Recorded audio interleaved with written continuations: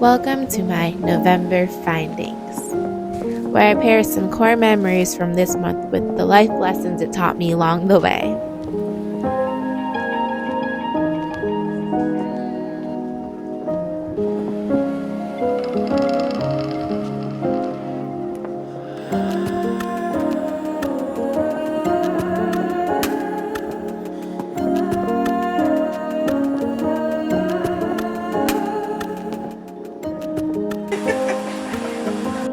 This month brought me a level of self-awareness I didn't even know I needed, along with some pretty great weather and some much needed time with my loved ones.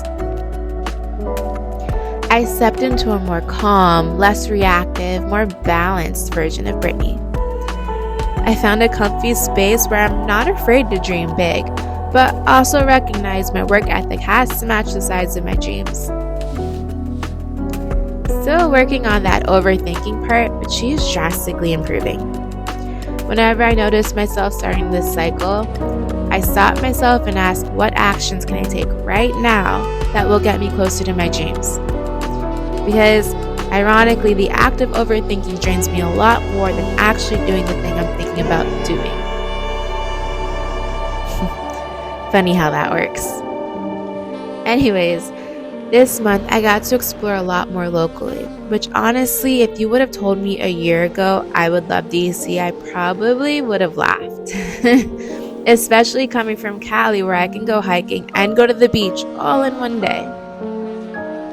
But the DMV is starting to make a little home in my heart, and I'm kind of loving it. I got to spend time with my family for the holidays, and per usual, a time was had. I figured I'd phone a friend and utilize some of the wisdom around me, so here are some words of encouragement and advice from some of my family members. Please enjoy.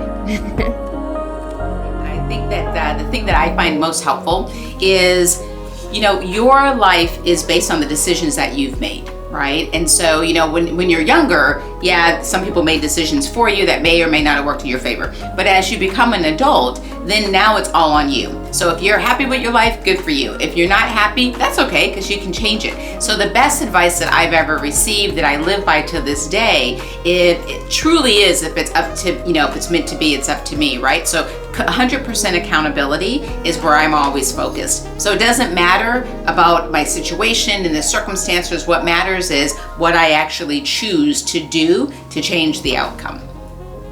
And how much do you love your daughter? I love my daughter just like this, right? Eons and eons.